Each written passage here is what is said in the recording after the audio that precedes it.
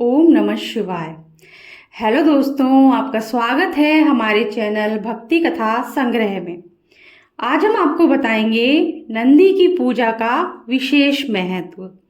नंदी की पूजा किए बिना शिव पूजा का पूरा फल नहीं मिलता है, ये मान्यता है। इसीलिए शिव पूजा के साथ नंदी की भी पूजा की जानी चाहिए।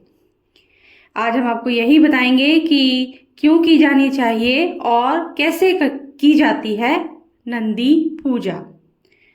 महादेव ने नंदी को आशीर्वाद दिया था कि यदि कोई भक्त अपनी मनोकामना तुम्हारे कान में कहेगा तो वो प्रार्थना मुझ तक पहुंच जाएगी। हिंदू धर्म में भोलेनाथ के साथ उनके वाहन नंदी की पूजा का भी बड़ा महत्व होता है। हर शिवालय में भगवान शिव के सामने ही उनकी सवारी नंदी की मूर्ति अवश्य होती है।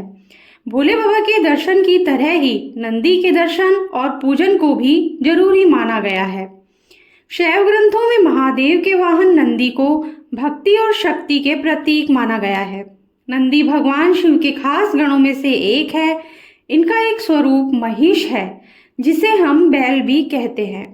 मान्यता है कि मंदिर में शिवजी के पूजा के साथ नंदी की पूजा जरूर करनी चाहिए, नहीं तो शिवजी की पूजा का पुण्य फल नहीं मिलता है। हिंदू धर्म में किसी भी शिवालय में भगवान भोलेनाथ से पहले नंदी महाराज की पूजा का विधान है। धार्मिक ग्रंथों के अनुसार अक्सर ध्यान में लीन रहने वाले महादेव ने नंदी को आशीर्वाद दिया था कि यदि कोई भक्त अपनी मनोकामना तुम्हारे कान में कहेगा तो वो प्रार्थना मुझ तक पहुंच जाएगी। मान्यता है कि उसके बाद से जब भी भोले बाबा तपस्या या ध्यान मुद्रा में लीन होते तो माता पार्वती भी अपनी बातों को नंदी के कान में कहती थी। इसीलिए लोग शिव के बजाय नंदी के कानों में अपनी मनोकामना कहते हैं। नंदी को शिव दरबार का द्वारपाल भी माना जाता है। इनकी इजाजत के बिना कोई महादेव तक नहीं पहुंच सकता है। हिंदू ग्रंथों के अनुसार जिस तरह भगवान राम के साथ हनुमान जुड़े हैं, उसी तरह भगवान शिव के साथ नंदी जुड़े हैं। जिस तरह हनुमान की पूजा करने से भगवान श्री राम की कृपा मिलती है, उसी तरह नंदी की पूजा करने से देवों के देव महादेव की कृपा मिलती है। इसीलिए शिवालय में प्रवेश करने पर भोलेनाथ के साथ ही नंदी की भी पूजा अवश्य करनी चाहिए। पूजा के नियम जानते हैं।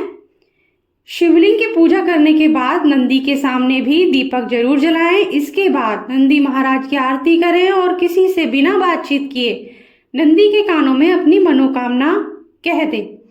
मान्यता है कि व्यक्ति को अपनी मनोकामना नंदी के बाएं कान में बोलनी चाहिए। इस कान में मनोकामना बोलने का अधिक महत्व है।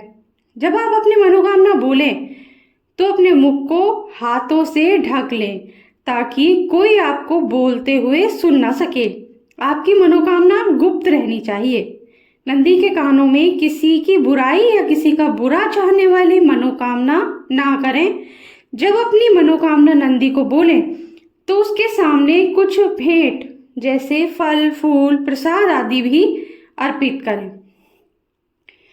इसी के साथ हम आज का वीडियो समाप्त करते हैं। अगर आपको पसंद आया हो तो लाइक कर दीजिए और चैनल को सब्सक्राइब कर दीजिए, बेल आइकन प्रेस कर दीजिए ताकि हमारे आगे आने वाले वीडियोस भी आपको इजीली मिल सके। Thank you. जय भोलेनाथ।